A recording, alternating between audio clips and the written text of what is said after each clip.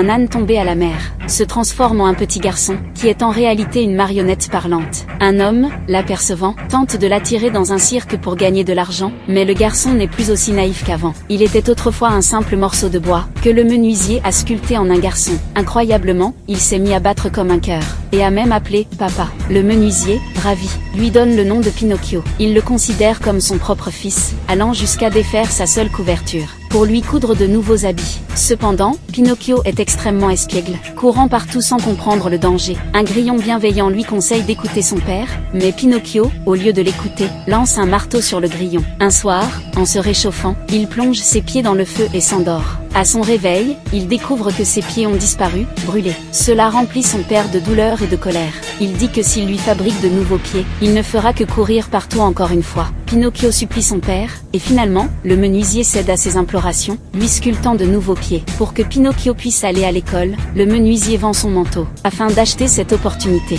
Mais dès que le menuisier part, Pinocchio quitte l'école en cachette, et se rend sur une place pour voir un spectacle de cirque. Lorsque le soir arrive et que le menuisier vient chercher son fils, il ne le voit pas sortir. Un enseignant lui dit qu'il n'a pas du tout assisté au cours, et lui conseille de chercher sur la place. En découvrant un terrain vide, le menuisier réalise que Pinocchio a été enlevé. Ce film s'intitule Pinocchio. Suivez-moi pour plus de vidéos passionnantes.